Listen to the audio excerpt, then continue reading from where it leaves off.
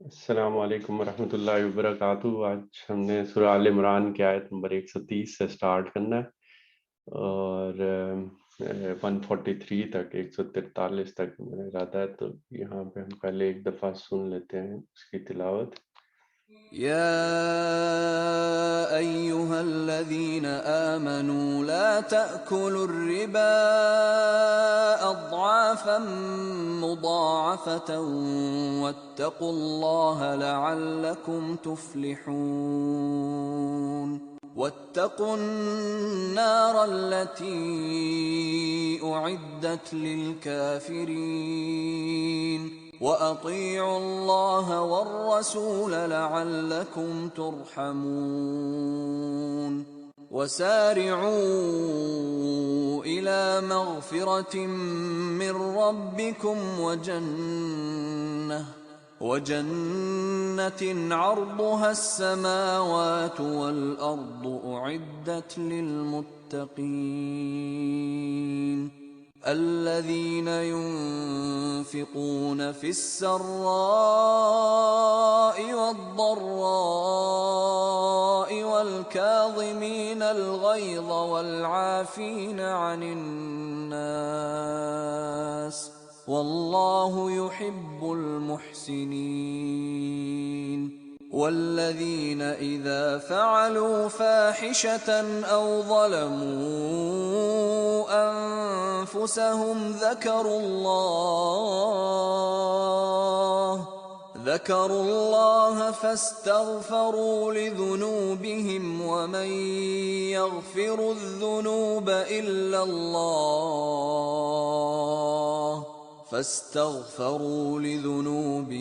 ومن يغفر الذنوب إلا الله ولم يصروا على ما فعلوا وهم يعلمون أولئك جزاؤهم مغفرة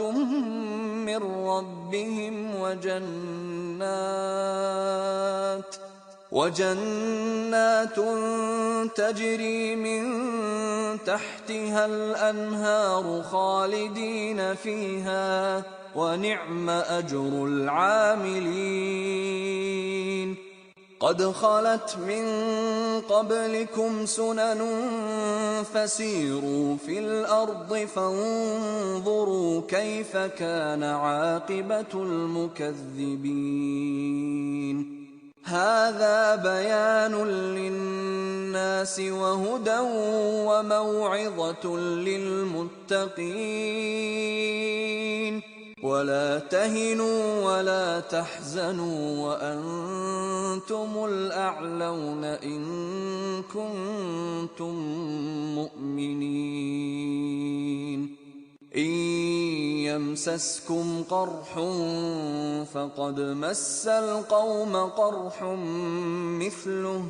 وتلك الأيام نداولها بين الناس وليعلم الله الذين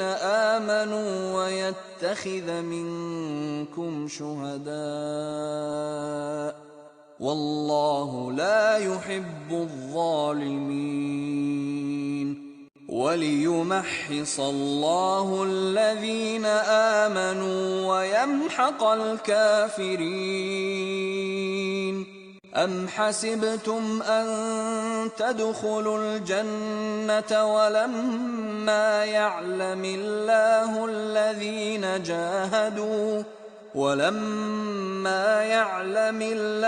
الذين جاهدوا منكم ويعلم الصابرين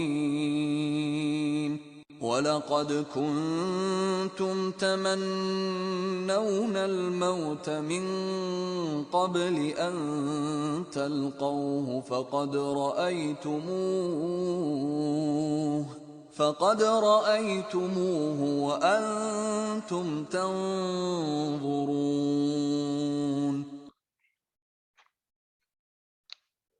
یہاں سے ہم سٹارٹ کرتے ہیں۔ اب اس کا ترجمہ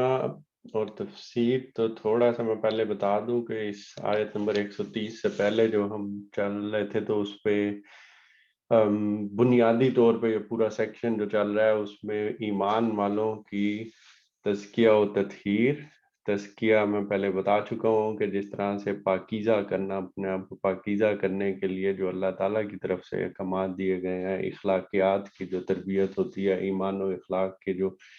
چیزیں ہوتی ہیں جو بتائی جاتی ہیں کہ انسان اپنے آپ کو پاک صاف کر سکے، اس میں ساری چیزیں آ جاتی ہیں، جس میں جسمانی پاکیزگی آ جاتی ہے، اس کے اندر اپنے نفس کی پاکیزگی بھی آ جاتی ہے، اس میں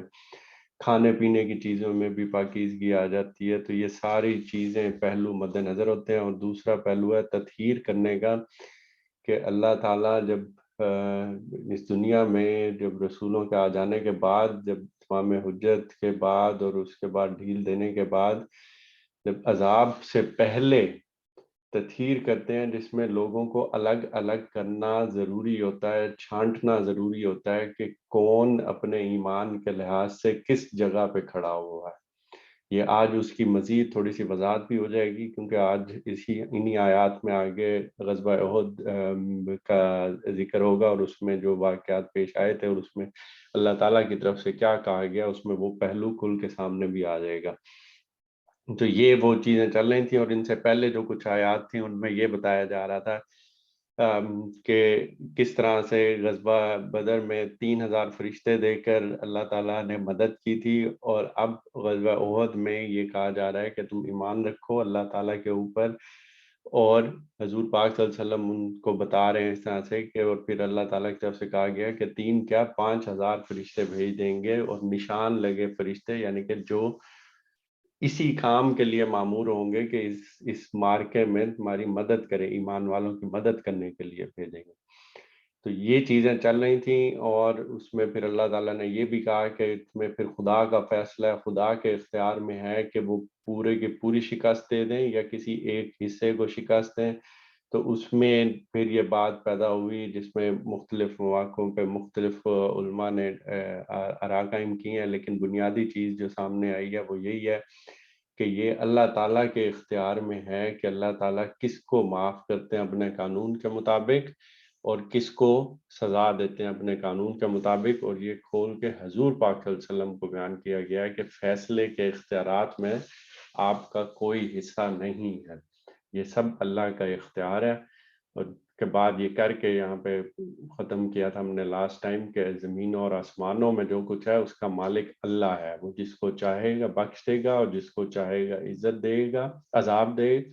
اپنے قانون کے مطابق، اور وہ معاف کرنے والا اور رحیم ہے. اب سلسلہ کلام اسی سے آگے بڑھ رہا ہے، اور ایمان والوں کو ایک مزید جو نصیحت کی جا رہی ہے وہ اسی سے ریلیٹڈ ہی آگے چلتی ہوئی کہ اے لوگوں جو ایمان لائے ہو، یہ بڑھتا اور چڑھتا سود کھانا چھوڑ دو، اور اللہ سے ڈرو، امید ہے کہ فلاح پاؤ گے. سود کے بارے میں ہم سورہ بقرہ میں تھوڑا ڈیٹیل میں پڑھ چکے ہیں. یہاں پہ اب چونکہ ایک اسی آیت میں بتایا گیا کہ یہ اب جو مال جو خرچ کرنا ہے اللہ تعالیٰ کے لیے، اور جو مارکا آ رہا ہے یا اس میں جو چیز خرچ کرنی ہے تو اس میں کس طرح کا مال ہونا چاہیے، اور اشارہ اس طرف جا رہا ہے. اور بڑھتا چڑھتا سود چھوڑ دو، اس کا یہ مطلب نہیں لیا جا سکتا کہ اگر وہ بڑھتا چڑھتا نہیں ہے، یعنی کہ سود در سود کی بات کی جا رہی ہے کہ ایک آپ نے کسی کو پیسے دیے، پھر اس سے آپ نے اوپر سود لیا، پھر سود لینے کے بعد جو سود کی رقم آئی تھی اس کو پھر دے کے اس کے اوپر مزید سود لیا جائے. تو سود در سود یا یہ بڑھتا اور چڑھتا سود کھانا چھوڑ دو. تو اس سے مراد یہی چیز ہوتی ہے کہ یہ جو چیز ہے سود، یہ اٹ سیلف ہی خراب ہے، لیکن اس کے اوپر مزید یہ جو چیز کہی ہے بڑھتا چڑھتا سود، کہ اگر بڑھتا چڑھتا نہ ہو تو اس کا مطلب ہے کھانا شروع کر دیں. نہیں، اس طرح کی بات نہیں کی جاتی. اس کی مثال ایسی ہے کہ جیسے کہا گیا ہے ایک اور جگہ پہ کہ اپنی اولاد کو فکر کے اندیشے سے قتل نہ کرو کہ اس کو کھانا نہیں کھلا سکیں گے. تو اس کا یہ مطلب ہرگز نہیں ہے کہ اگر اس کے علاوہ کوئی چیز ہو تو پھر بے شک قتل کر دو. یہ اس کی سنگینی کو یا اس کی گھنونے پن کو واضح کرنے کے لیے بتایا جاتا ہے کہ اس کام کے لیے تو ہرگز نہ کرو،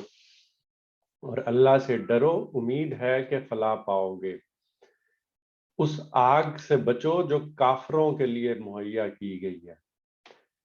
اور مومنین کو مخاطب کیا گیا ہے، اور مومنین کو کہا گیا ہے کہ تم اس آگ سے بچو جو کافروں کے لیے مہیا کی گئی، یعنی کہ اشارہ کیا کیا گیا ہے پھر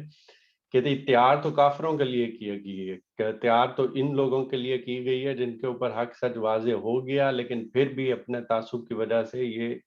پورا ایمان نہیں لائے، یہ ان کے لیے منکرین کے لیے ہے۔ لیکن تم بھی اس آگ سے بچو، کہ یعنی کہ وہ حرکتیں نہ کرو کہ جو تمہیں ان منکرین کے لیے جو تیار کی گئی آگ ہے اس میں ڈلوا دے، یعنی بنیادی طور پہ تمہارے لیے نہیں کی گئی جو کہ تم ایمان لائے ہو، لیکن اگر یہ کام نہیں چھوڑو گے تو پھر اس آگ میں بھی پڑ سکتے ہو، اور اس چیز کی تنبیہ کی جا رہی ہے۔ اور اللہ اور رسول کا حکم مان لو، توقع ہے کہ تم پر رحم کیا جائے گا۔ اور یہ وہ چیز ہے کہ پھر اس کے بعد اشارہ کر دیا کہ یہ اللہ اور اس کے رسول کا حکم ہے، اور اس کو مان لو، اور اس کے بعد بھی توقع کرو کہ تم پر رحم کیا جائے گا۔ دوڑ کر چلو اس راہ پر جو تمہارے رب کی بخشش اور اس جنت کی طرف جاتی ہے جس کی وسعت زمین اور آسمانوں جیسی ہے، اور وہ ان خدا ترس لوگوں کے لیے مہیا کی گئی ہے جو ہر حال میں اپنے مال خرچ کرتے ہیں، خواہ بدحال ہوں یا خوشحال، جو غصے کو پی جاتے ہیں اور جو دوسروں کے قصور معاف کر دیتے ہیں۔ ایسے نیک لوگ اللہ کو بہت پسند ہیں۔ جہاں پہ اب ایمان والوں ہی کو مخاطب کر کے اس طرح سے کہا جا رہا ہے کہ ایک تو یہ والی چیز ہوتی ہے کہ جب ہمیں نیکی کی راہ پتہ چلتی ہے، جب ہمیں چیزیں تھوڑا سا آئیڈیا ہو جاتا ہے کہ یہ کام کرنا اچھا ہے، یہ نیک کام ہے، یہ ثواب کا کام ہے، یہ نیکی کا کام ہے، تو اس پہ بندہ چلنے کی کوشش کرتا ہے۔ اور ترغیب یہاں کس چیز کی طرف دلائی جا رہی ہے کہ دوڑ کے چلو، بھاگو اس طرف، اس راہ پر جو تمہارے رب کی بخشش اور اس جنت کی طرف جاتی ہے، کہ اس جنت کے راستے پہ بھاگنے کے لیے اور اس رب کی بخشش کو حاصل کرنے کے لیے اس راستے پر دوڑ کے چلو۔ اور پھر ایک اور چیز بھی یہاں سے واضح ہو رہی ہے کہ یہ جو جنت کی وسعت ہے، جنت کا جو ذکر کیا ہے اور اس کی وسعت کا ذکر کیا ہے، اور اس کی وسعت کا ذکر اس طرح سے کیا گیا ہے کہ وہ زمینوں اور آسمانوں جیسی ہے۔ تو ایک تصور جو ذہن میں آتا ہے کہ اس کے بعد جنت کا اگر ہم تصور کریں تو وہ کتنی وسیع ہوگی، تو اس کے لیے کہا گیا ہے کہ اس پہ اب نظر دوڑا دو زمین کے اوپر اور آسمانوں کے اوپر، تو جتنا یہ وسیع ہے اسی کی وسعت سے اندازہ کر لو کہ جنت کتنی وسیع ہوگی، وہ اسی کی جیسی ہے۔ اور اس سے اور پھر آگے جو قرآن پاک میں ہی جو جنت کے متعلق جو کچھ باتیں بتائی جاتی ہیں، اس سے جو تاثر یہ چیز پیدا ہوتی ہے یا اشارات جو ملتے ہیں وہ اسی طرح کے ہی ہیں کہ اللہ تعالیٰ نے انسانوں کو پیدا کر کے اس زمین پہ ابھی فی الحال خاص تو کر دیا ہے، لیکن اس کے بعد اسی زمین کو اور انہی ستاروں کو اور اسی آسمان کو ایز اے خام مال استعمال کر کے ان کو دوبارہ ایک نئی صورت دی جائے گی، اور وہ جو نئی صورت دی جائے گی اس کو جنت سے پھر تعبیر کیا گیا ہے کہ وہ پھر جنت والی ہوگی۔ ابھی آپ ایسے اس طرح سے سمجھ سکتے ہیں کہ تمام انسانوں کو اکٹھا ایک ہی پلانٹ، ایک ہی جو ارتھ ہے اس پہ اکٹھا کر دیا گیا، لیکن جب یہ پورے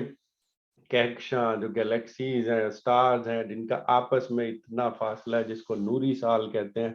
نوری سال وہ کہ جس میں ایک سال میں جو روشنی فاصلہ طے کرتی ہے، اتنا فاصلہ اس کو ایک نوری سال کا فاصلہ کہتے ہیں۔ اور تو یہ ستاروں، کہکشاؤں، گلیکسیز کے درمیان جو فاصلے ہیں وہ نوری سالوں میں طے کیے جاتے ہیں، تو اس سے اس کی وسعت کا اندازہ کرو۔ اور پھر یہ جب سارا ملا کے اس خام مال کو دوبارہ ایک نئی صورت دی جائے گی اور جنت بنا دی جائے گی، تو اس پہ پھر انسانوں کو ڈسٹریبیوٹ کیا جائے گا، کہ اس پہ انسان ایک ہی پلانٹ پہ یا ایک ہی ارتھ پہ یا ایک ہی زمین ہے اس پہ نہیں رہ رہے ہوں گے، پھر یہ اس پوری کائنات میں پھیلے ہوئے ہوں گے۔ اور اس کی ایک سادہ سی مثال اگر میں دینا چاہوں تو وہ اس طرح سے سامنے آتی ہے کہ جس طرح سے اگر ایک نرسری ہے جس کے اندر پودے اکٹھے ایک ہی نرسری میں رکھے جاتے ہیں اور بہت سارے پودے ایک ہی جگہ پہ ہوتے ہیں، تو اس کے بعد جب لے کے جاتے ہیں، خریدا جاتا ہے، تو لے کے پھر مختلف جگہوں پہ لے کے جایا جاتا ہے اور ان کو وہاں پہ اگایا جاتا ہے. تو بالکل اسی طرح کی ایک ہے کہ یہ ابھی ایک ہی زمین پہ اکٹھے ہیں، اس کے بعد اس پوری کائنات میں پھر پھیلے ہوئے ہوں گے جب اس کو دوسری جنت کی شکل دے دی جائے گی. اور وسعت جنت کی اسی طرح سے ہے جیسے آسمانوں اور زمینوں کی جیسی ہے. اور یہ ہے کن لوگوں کے لیے؟ اور ان خدا ترس لوگوں کے لیے مہیا کی گئی ہے جو خدا کا ڈر رکھنے والے ہیں اور جو ہر حال میں اپنے مال خرچ کرتے ہیں. کہ شروع سے ہی جب ہم دیکھتے ہوئے آ رہے ہیں تو اس میں ایک تو ایمان لانا ہے، ایمان لانے کے بعد وہ انسان کا اللہ کے ساتھ تعلق ہوتا ہے، اس کی طرف توجہ دی جاتی ہے، اور دوسری طرف فوراً مال خرچ کرنے کا کہا جاتا ہے، کیونکہ مال سے پھر بندے کا بندوں کے ساتھ جو تعلق ہوتا ہے وہ قائم ہوتا ہے. تو یہ ان خدا ترس لوگوں کے لیے ہے جو اپنا مال خرچ کرتے ہیں. اور اس کے بعد انتہائی اہم بات بھی بتا دی گئی، خواہ بدحال ہوں یا خوشحال، یعنی یہ دونوں چیزیں ہو سکتی ہیں کہ ان کے پاس وہ اتنے مالی طور پہ اتنے مستحکم نہیں بھی ہیں، تب بھی جتنا ان کے پاس ہے اس میں سے بھی اگر وہ کرتے ہیں تو خدا ترسی کی یہ ایک نشانی ہے کہ وہ بدحال ہیں پھر بھی وہ اللہ کے نام پہ دے رہے ہیں کیونکہ وہ خدا ترس ہیں، اور خوشحال ہیں تب بھی وہ دے رہے ہیں. جس میں ایک دو واقعات میں پہلے سے بتا چکا ہوں کہ جس میں ایک دفعہ غزوہ تبوک کا غالباً موقع تھا، اور اس پہ جب مال اکٹھا کیا جا رہا تھا تو اس میں بعض لوگوں نے ڈھیر اکٹھا ہوا تھا، تو اس میں ایک ایسا شخص بھی آیا جس نے غالباً ساری رات مزدوری کی تھی، اور وہ جب لے کے آیا تو اس کو کچھ کھجوریں ملی تھیں،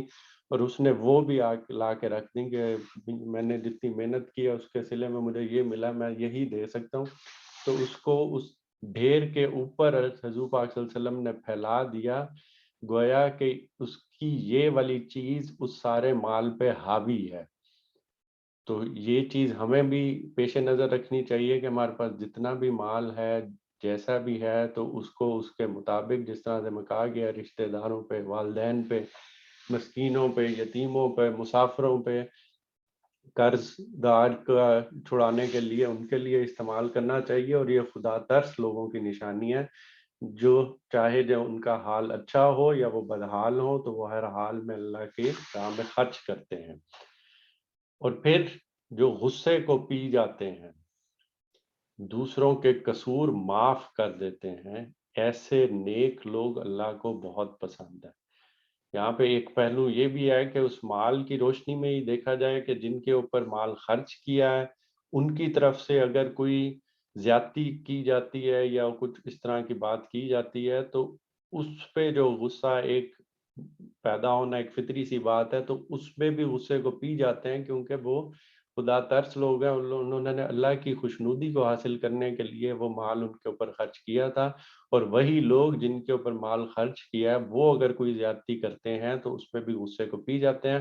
اور بالعموم اگر ہم دیکھیں تو تب بھی یہ بات ٹھیک ہے کہ جب غصے کی حالت میں ہو انسان کو اس کے اوپر کنٹرول کرنا چاہیے، اور جو غصے کو پی جاتے ہیں تو دونوں چیزیں یہاں سے واضح ہو رہی ہیں، دوسروں کے قصور معاف کر دیتے ہیں. اس چیز کے لیے بھی ظاہری سی بات ہے بہت بڑا حوصلہ چاہیے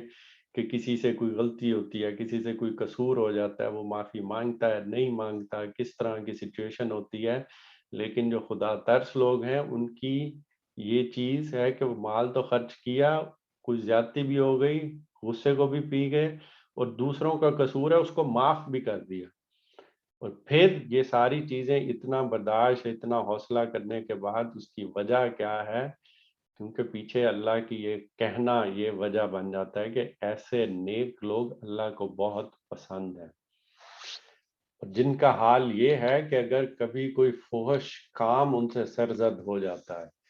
یا کسی گناہ کا ارتکاب کر کے وہ اپنے اوپر ظلم کر بیٹھتے ہیں تو مان اللہ انہیں یاد آ جاتا ہے، اور وہ اس سے وہ اپنے قصوروں کی معافی چاہتے ہیں، کیونکہ اللہ کے سوا اور کون ہے جو گناہ معاف کر سکتا ہو، اور وہ دیدہ و دانستہ اپنے کیے پر اصرار نہیں کرتے.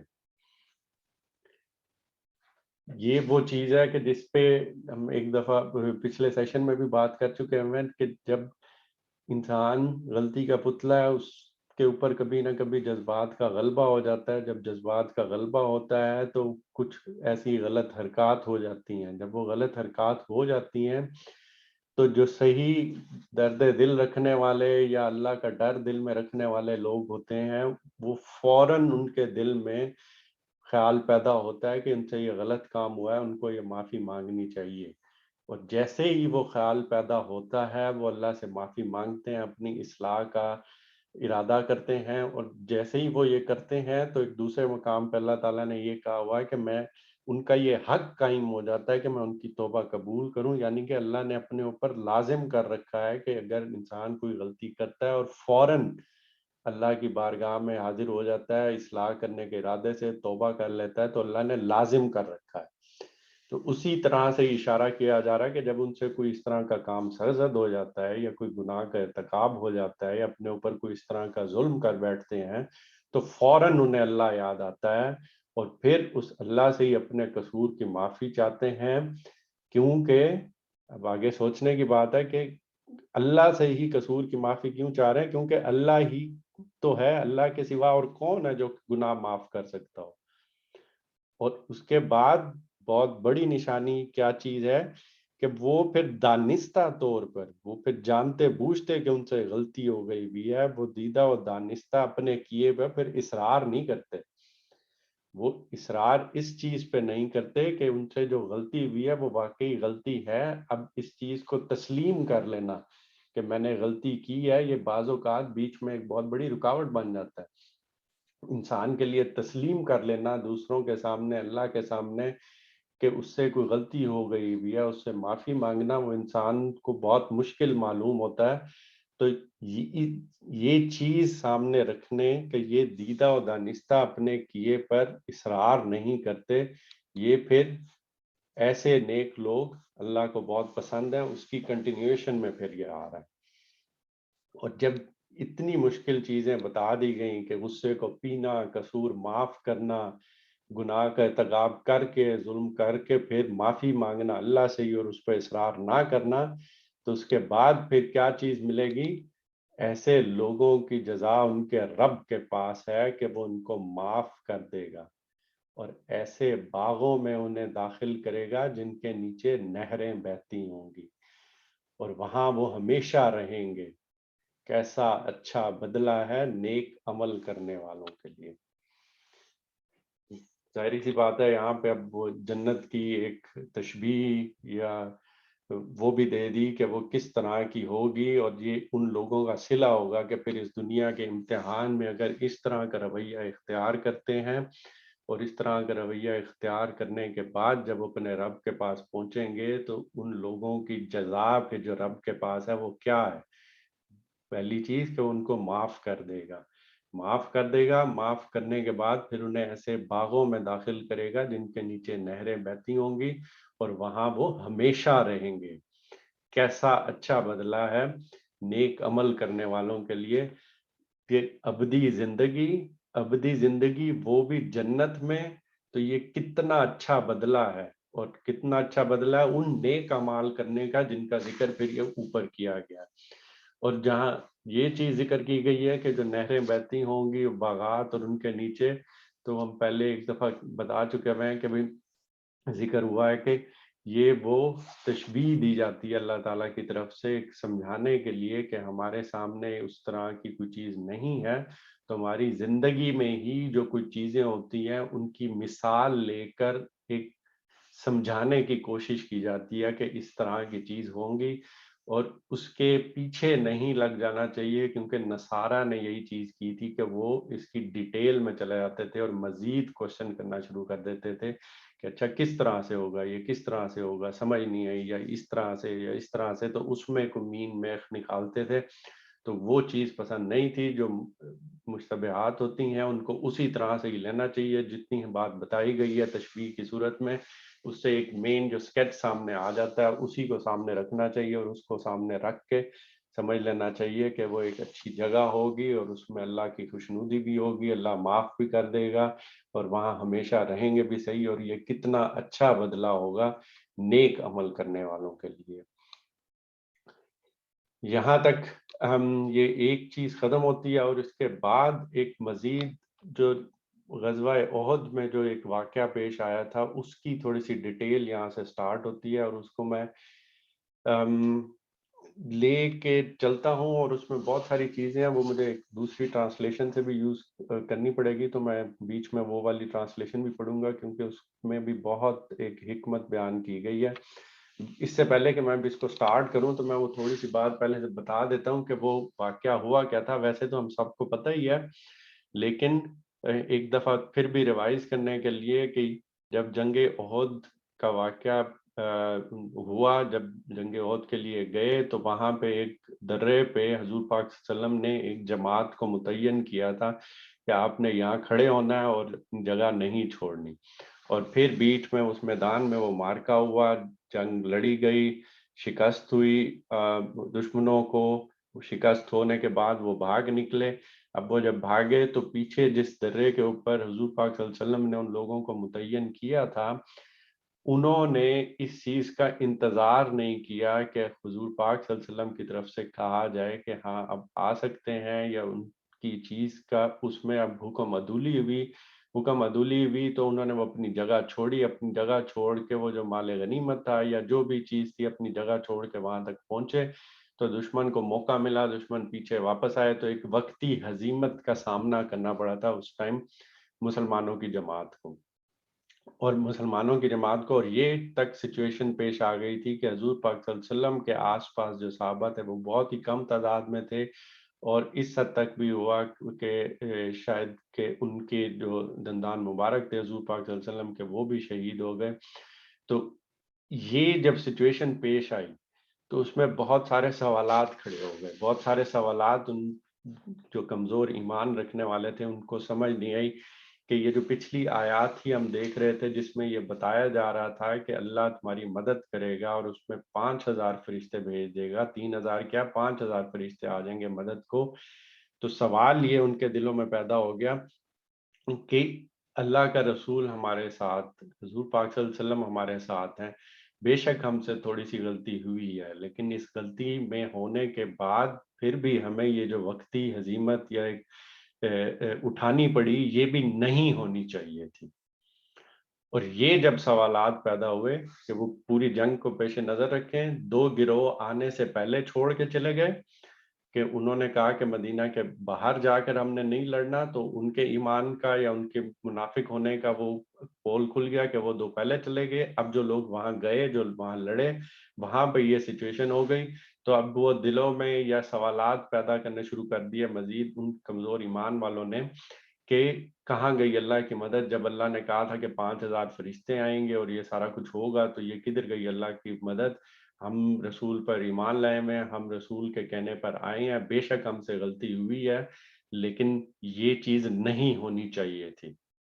اب یہ وہ بیک گراؤنڈ ہے جس پہ اب اللہ تعالیٰ ان مصلحتوں کی طرف یا ان چیزوں کی طرف توجہ دلا رہے ہیں کہ اللہ کے پیش نظر کیا تھا،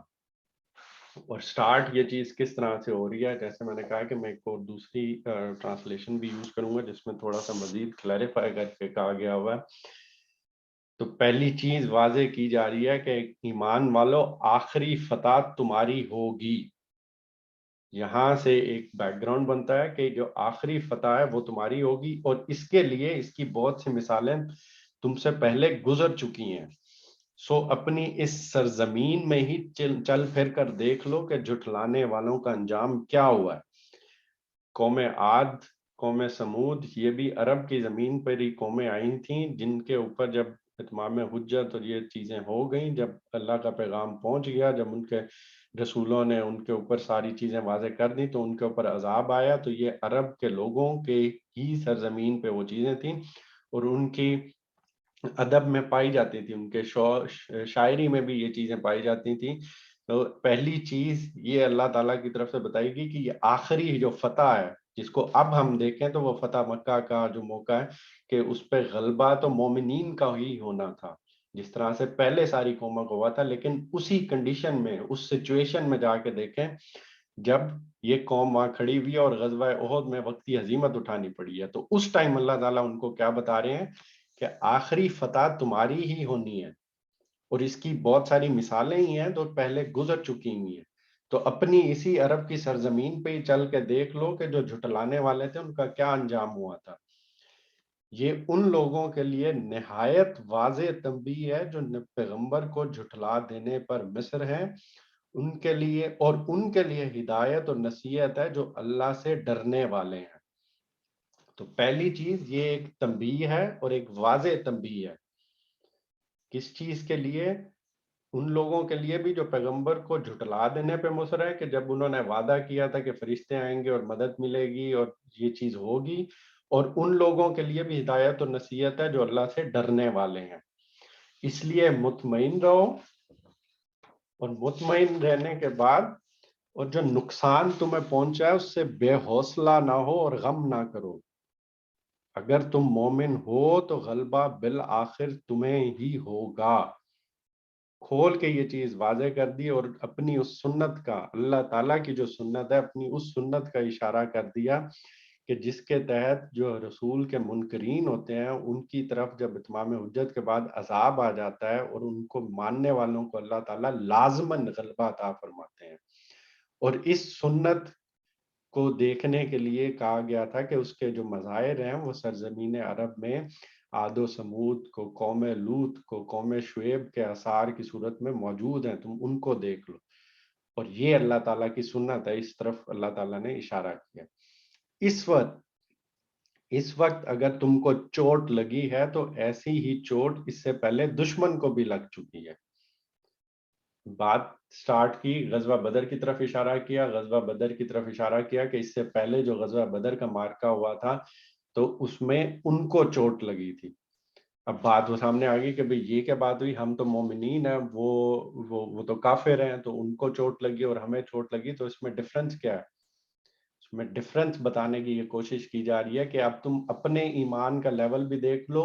اور جو غزوہ بدر میں جو بڑے بڑے صحابہ جب گئے تھے ان کے ایمان کا لیول بھی دیکھ لو کہ وہ کس طرح سے تھے. یعنی مومنوں پر بھی یہ بات واضح کرنے کی کوشش کی گئی کہ وہ اب بحیثیت مجموعی کس مقام پہ کھڑے ہوئے ہیں اور کس حد تک حضور پاک صلی اللہ علیہ وسلم کی بات مان رہے ہیں. اور اس کو یہ کمپیئر کریں جب جنگ بدر کا جب موقع آیا تھا اور اس ٹائم جب یہ جنگ ہوئی تھی تب جو وہاں جو لوگ تھے ان کے ایمان کا کیا لیول تھا اور وہ کس حد تک حضور پاک صلی اللہ علیہ وسلم کی بات مان رہے تھے. تو یہ وہ چیز ہے، اس کو سامنے رکھو کہ اگر تمہیں چوٹ لگی ہے تو ایسی ہی چوٹ اس سے پہلے دشمن کو بھی لگ چکی ہوئی ہے. اور دنوں کا یہ الٹ پھیر تو ہم لوگوں کے اندر اس لیے کرتے ہیں کہ ان کا امتحان کریں. اب کہا کیا جا رہا ہے کہ یہ جو ہم نے الٹ پھیر کیا ہے یہی والی چیز کہ اس ٹائم کیا سچویشن ہوا تھا اور اب یہ الٹی سچویشن تمہارے ساتھ کی ہوئی ہے، کیونکہ امتحان کرنا مقصود تھا. امتحان کرنا مقصود تھا کہ تم کس سچویشن میں کھڑے ہوئے ہو، تمہارے ساتھ کیا ہے. پھر اور اس لیے کہ اللہ ایمان والوں کو جان لے. اور یہ وہ چیز ہے جس کو میں شروع سے کہتا آ رہا ہوں، جس کو تطہیر سے تعبیر کیا جاتا ہے. تطہیر وہ والی چیز ہوتی ہے کہ جس میں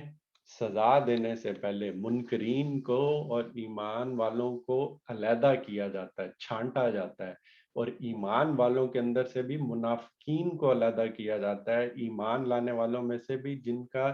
ایمان کم ہے اور جن کا ایمان زیادہ ہے ان کو بھی واضح کر دیا جاتا ہے. تو یہ پورا چھانٹنے کا پروسیس ہے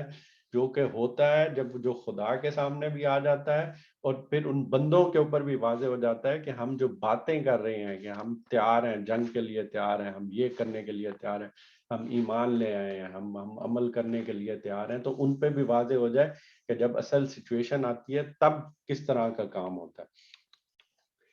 تو یہ دنوں کا الٹ پھیر تو ہم لوگوں کے اندر اس لیے کرتے ہیں کہ ان کا امتحان کریں، اور اس لیے کہ اللہ ایمان والوں کو جان لے کہ سچا ایمان رکھنے والے کون ہے منافقین ان کے اندر سے، اور تم میں سے ان لوگوں کو چھانٹ لے جو اپنی جان دے کر بھی حق کی گواہی دینے والے ہوں. یعنی اللہ تعالیٰ کے پیش نظر یہ بھی چیز تھی کہ اس میں واقعی کچھ سچے ایمان والے تھے اور وہ حق کی راہ میں اتنا آگے جاننا چاہتے تھے کہ وہ اپنی شہادت کی خواہش دل میں رکھے ہوئے تھے. تو اللہ تعالیٰ کے نزدیک ان کی شہادت کو دینا یا ان کی خواہش کو پورا کرنا بھی پیش نظر تھا، کہ ادھر لوگوں کی طرف سے کیا سوچا جا رہا ہے کہ ہم رسول پر ایمان لے آئے ہیں اور ہم ان کے کہنے پہ جب کرنے کے لیے نکل آئے ہیں جہاد، تو ہمیں یقینی کامیابی ملنی چاہیے تھی، کیوں نہیں ملی؟ اب اللہ تعالیٰ کھول کھول کے اب وہ ساری چیزیں بتا رہے ہیں کہ پہلی چیز تو یہ چوٹ کس وجہ سے لگی ہے، اس میں کمپیئر کرو۔ دوسرا، میں نے دیکھنا تھا کہ یہ کون ایمان والا سچا ایمان کون رکھتا ہے، اور تیسرا وہ جو شہادت کی خواہش لے کے آیا، میں نے ان کی کچھ کی خواہشات بھی پوری کرنی تھی۔ ان مسالے کو سمجھنے کی کوشش کرو، یہ جو مصلحتیں بتائی جا رہی ہیں ان کو سمجھنے کی کوشش کرو، اور یاد رکھو کہ اللہ ظالموں کو پسند نہیں کرتا۔ یہ وہ چیز ہے جو پھر بتائی گئی کہ تمہارے ذہن میں شاید یہ خیال آ رہا ہو کہ یہ جو منکرین تھے، یہ جو تمہارے دشمن تھے، شاید اللہ نے ان کو کامیابی کس وجہ سے دے دی ہے۔ تو یہ چیز ذہن میں رکھو کہ یہ تمہارے لیے یہ مصلحتیں تھیں جس کو پیش نظر تھا، جس کا خیال رکھا جا رہا تھا۔ ظالموں کو اللہ پسند نہیں کرتا، جن کو کامیابی مل گئی جب وقتی ہزیمت جن سے تمہیں اٹھانی پڑی، ان ظالموں کو اللہ بالکل پسند نہیں کرتا۔ اور پھر یہ بیچ میں چیز بتا کے دوبارہ اس طرح سے اس کو کھول کے پھر بتایا، وہ اس لیے کرتے ہیں کہ ایمان والوں کو اللہ الگ کر دے اور منکروں کو مٹا دے۔ یہ فائنل وہ والی چیز بتائی گئی ہے کہ یہ جو چھانٹی کا عمل ہے، کہ یہ وہ ضروری ایک اللہ تعالیٰ کی سنت میں سے ہے کہ اس چھانٹنے کے بعد جب یہ ساری چیزیں واضح ہو جاتی ہیں، جو کہ بہت سمپل فارم میں حضرت نوح کے ٹائم پہ ہوئی کہ سارے ایمان والوں کو لا کر ایک کشتی میں بٹھا دیا گیا، وہ علیحدہ ہو گئے اور باقی جتنے رہ گئے ان پہ عذاب نازل کر دیا گیا۔ اسی طرح باقی پیغمبروں کے معاملات میں، رسولوں کے معاملات میں بھی ہوا۔ حضور پاک صلی اللہ علیہ وسلم کے معاملات میں انبیاء حضور پاک صلی اللہ علیہ وسلم کے ساتھ جو ایمان لانے والے تھے، صحابہ تھے، اور جو گروہ میں جو بھی لوگ شامل ہو گئے ہوئے تھے، انہی کے ہاتھ سے سزا دلوانا مقصود ہے، اور ساتھ فرشتوں کی مدد بھی دی جائے گی۔ لیکن ان مومنین کو جو ہلاک کرنا ہے، وہ منکرین کو جو ہلاک کرنا ہے یا منکرین کو جو سزا دینی ہے، اس سے پہلے یہ ضروری ہے کہ جو ایمان والے ہیں ان کی بھی چھانٹی ہو جائے، ان میں بھی پتہ چل جائے کہ منافق کون ہے، کس کا ایمان کتنا مضبوط ہے، کون کس جگہ پہ کھڑا ہوا ہے۔ جب یہ ساری چیزیں واضح ہو جائیں گی تو پھر اس کے بعد فائنل وہ کیا چیز آتی ہے؟ فائنل وہی ہے کہ اللہ تعالیٰ ایمان والوں کو الگ کر لے اور پھر منکرین کو مٹا دے۔ یہ اللہ تعالیٰ کے پیش نظر ہوتا ہے، اور اسی چیز کو پھر مزید آگے واضح کیا، کیا تم نے یہ سمجھ رکھا ہے کہ یوں ہی جنت میں چلے جاؤ گے؟ حالانکہ ابھی اللہ نے یہ تو دیکھا ہی نہیں کہ تم میں کون وہ لوگ ہیں جو اس کی راہ میں جانیں لڑانے والے اور اس کی خاطر صبر کرنے والے ہیں۔ یہ انتہائی اہم بات ہے جس کا سمجھ لینا بہت ضروری ہے کہ اس ٹائم پہ رسول پاک صلی اللہ علیہ وسلم کے ٹائم پہ ان کے اوپر ایمان لانے والے جہاد کے ٹائم پہ نکلے ہوئے ہیں، اور ان میں بھی یہ چیز کی گئی ہے، اور ان سے مخاطب ہو کے کیا کہا جا رہا ہے؟ تمہارا خیال ہے کہ تم جنت میں یوں ہی چلے جاؤ گے؟ ابھی اللہ نے یہ چیز تو دیکھی ہی نہیں کہ تم میں سے کون سے وہ لوگ ہیں جو اللہ کی راہ میں جانیں لڑا دیں گے اور جو صبر کرنے والے ہیں۔ تم کہہ کے تو یہ آئے تھے کہ ہم اللہ کی راہ میں نکل رہے ہیں، جہاد پہ نکل رہے ہیں، موت اپنی ہتھیلی پہ رکھ کے چل رہے ہیں، اپنی جان اپنی ہتھیلی پہ رکھ کے چل رہے ہیں، موت سے نہیں ڈرتے۔ مگر کیا بات کہی جا رہی ہے آگے؟ تم تو موت کی تمنائیں کر رہے تھے، مگر یہ اس وقت کی بات تھی جب موت تمہارے سامنے نہ آئی تھی۔ لو اب وہ تمہارے سامنے آ گئی اور تم نے اسے آنکھوں سے دیکھ لیا۔ یہاں تک اللہ لے کے جاتے ہیں بندے کو اس چیز کی دکھانے کے لیے کہ وہ کتنا ایمان رکھتا ہے اور جنت کی خواہش رکھتا ہے، تو اس کو کس حد تک نیک اعمال کرنے کی ضرورت ہے۔ کہ یہ ان لوگوں کو کہا جا رہا ہے کہ تم حضور پاک صلی اللہ علیہ وسلم پر ایمان لائے ہو، جہاد کرنے کے لیے نکل آئے ہو، اور یہ تمنائیں کر رہے تھے کہ ہم لڑیں گے، ہم اپنی جان ہتھیلی پر رکھ کے جا رہے ہیں، ہم اللہ کی راہ میں جان قربان کرنے کے لیے تیار ہیں. وقتی ہزیمت ہوئی، اس کی مصلحتیں ساری واضح کرنی کہ ان کے پیچھے ہماری کیا کیا مصلحت تھی اللہ تعالیٰ کی، اور مصلحتیں ساری واضح کرنے کے بعد اب جو لوگ آ گئے ہوئے ہیں، جن کے دلوں میں یہ خیال آ رہا ہے کہ ہم تو حضور پاک صلی اللہ علیہ وسلم پہ ایمان لے آئے تھے، ہمیں تو ویسے ہی کامیابی مل جانی چاہیے تھی، ہم نے غلطی بھی کی، ہمیں تب بھی کامیابی ملنی چاہیے تھی، فرشتوں کی مدد کا وعدہ ہم سے کیا گیا تھا، اور اللہ تعالیٰ کی طرف سے مصلحتیں واضح کرنے کے بعد کیا کہا جا رہا ہے، تم تو موت کی تمنائیں کر رہے تھے، لیکن اس ٹائم باتیں کر رہے تھے، اس ٹائم یہ باتیں کہہ رہے تھے جب موت تمہاری آنکھوں کے سامنے نہیں آئی تھی. تو تمہیں بھی اور اللہ نے بھی یہ چیز ظاہر کرنی تھی کہ جتنی جو تم بات کر رہے ہو تو لو اب دیکھ لیا، موت کے ساتھ آنکھیں چار کر کے دیکھ لیا، پتہ چل گیا ہے کہ جو بات کر رہے تھے جب اس کو کرنے کا وقت آ جاتا ہے تو بندہ کس طرح سے بیہیو کرتا ہے. تو یہ چیز کھول کے پھر ان کے سامنے واضح کر دی گئی. یہاں پہ یہ سلسلہ آگے چلے گا تو انشاءاللہ ہم کل اس کو مزید دیکھیں گے. اب تک ہم نے جتنی آیات پڑھی ہیں اس کا ہم سادہ ترجمہ پڑھ لیتے ہیں. اے لوگو جو ایمان لائے ہو، یہ بڑھتا اور چڑھتا سود کھانا چھوڑ دو اور اللہ سے ڈرو، امید ہے کہ فلاح پاؤ گے. اس آگ سے بچو جو کافروں کے لیے مہیا کی گئی ہے، اور اللہ اور رسول کا حکم مان لو، توقع ہے کہ تم پر رحم کیا جائے گا. دوڑ کر چلو اس راہ پر جو تمہارے رب کی بخشش اور اس جنت کی طرف جاتی ہے جس کی وسعت زمین اور آسمانوں جیسی ہے، اور وہ ان خدا ترس لوگوں کے لیے مہیا کی گئی ہے جو ہر حال میں اپنے مال خرچ کرتے ہیں، خواہ بدحال ہوں یا خوشحال، جو غصے کو پی جاتے ہیں اور دوسروں کے قصور معاف کر دیتے ہیں. ایسے نیک لوگ اللہ کو بہت پسند ہیں. اور جن کا حال یہ ہے کہ اگر کبھی کوئی فحش کام ان سے سرزد ہو جاتا ہے یا کسی گناہ کا ارتکاب کر کے وہ اپنے اوپر ظلم کر بیٹھتے ہیں تو اللہ انہیں یاد آ جاتا ہے، اور اس سے وہ اپنے قصوروں کی معافی چاہتے ہیں، کیونکہ اللہ کے سوا اور کون ہے جو گناہ معاف کر سکتا ہو، اور وہ دیدہ و دانستہ اپنے کیے پر اصرار نہیں کرتے. ایسے لوگوں کی جزا ان کے رب کے پاس یہ ہے کہ وہ ان کو معاف کر دے گا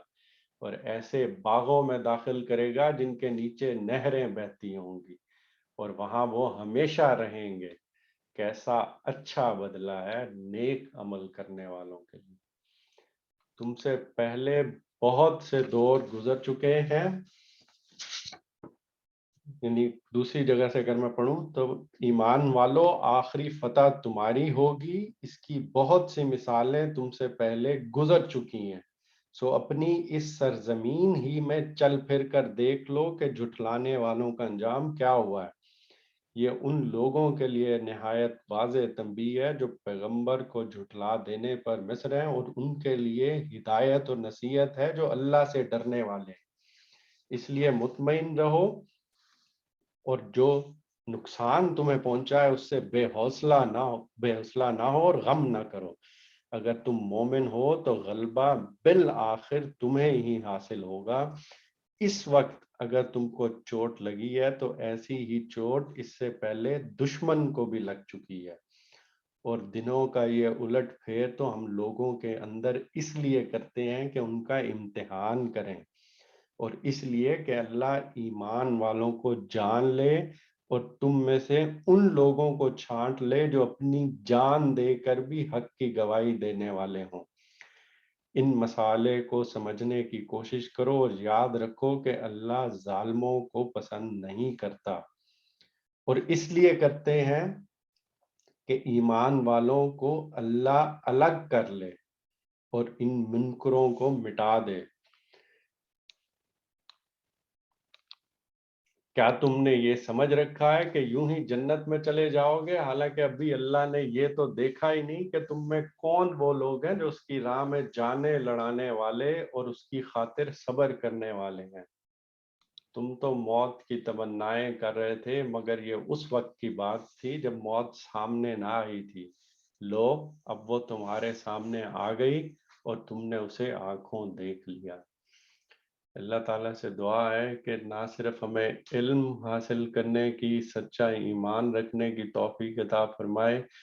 بلکہ جب اس کا عملی تقاضا ہو، جب عملاً ہمیں اسے کرنے کا وقت آئے تو ہم اس کو بڑھ کر قبول کریں، اس پہ جتنے اچھے طریقے سے، جتنی خوش اسلوبی کے ساتھ ہم اس پہ عمل کر سکتے ہوں، ہمیں کرنے کی توفیق عطا فرمائے۔ یہاں پہ ہم اپنے اس سیشن کا اختتام کرتے ہیں۔